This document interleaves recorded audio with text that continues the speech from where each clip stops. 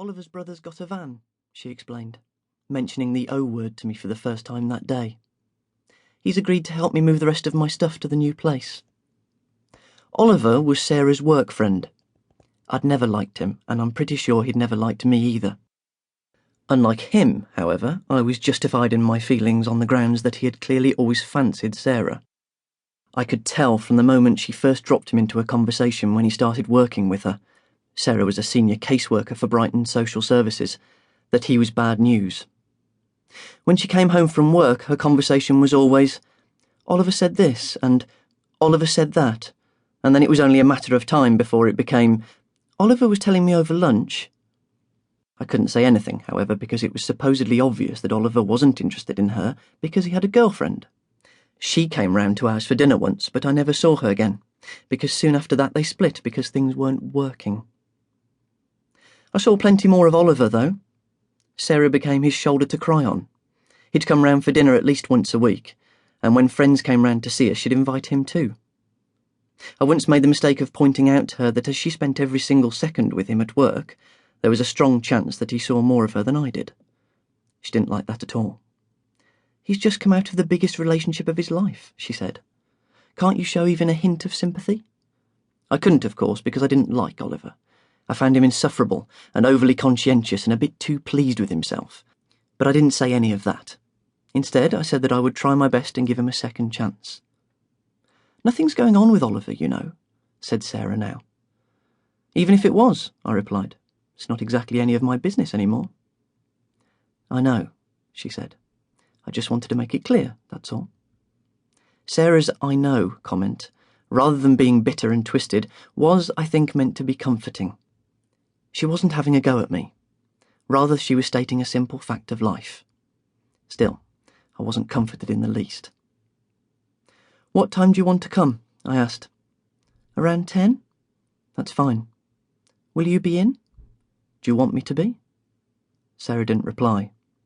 I sighed heavily. "Don't worry, I won't be here." Sarah looked visibly relieved. "I'll leave the keys in the hallway for you when I go." Another long silence signalled the end of business. This was going to be the last time we would ever see each other. Though Sarah had moved less than 20 minutes away, she had managed to separate our lives so well that there was little chance of overlap. She had switched supermarkets so that we wouldn't accidentally bump into each other in the cereal aisle. She no longer took early evening walks in our local park. Our local pub, the George, was now, at least for Sarah, a no-go zone. And as for mutual friends, they all knew the score, so there was no chance of an embarrassing encounter at a dinner party. "Well, that's everything then," she said.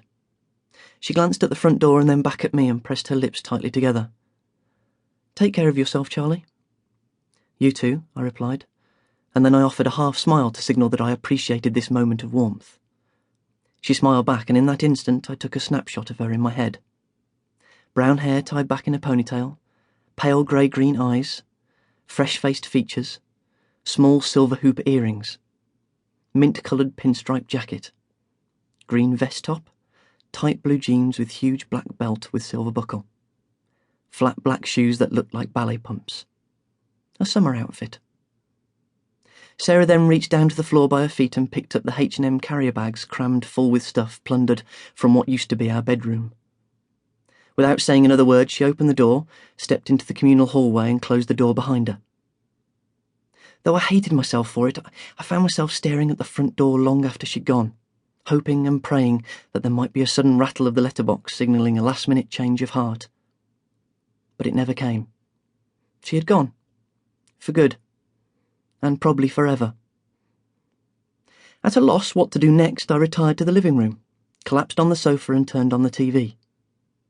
As I randomly channel-hopped, the phone rang. I couldn't help it, but once again the first thought that leapt into my head was, "It's her. She's changed her mind and she's standing on the front doorstep, ringing me from her mobile." "Charlie, mate," said the male voice at the end of the phone. "What are you doing a week next Sunday?" "What?" I stammered, battling with my disappointment. "What are you on about now, Andy?" "I'm asking you what you're doing a week from Sunday. That's what I'm on about." I projected myself into the future. All I could see was a lot of moping around the flat trying to make myself feel even worse than I already felt.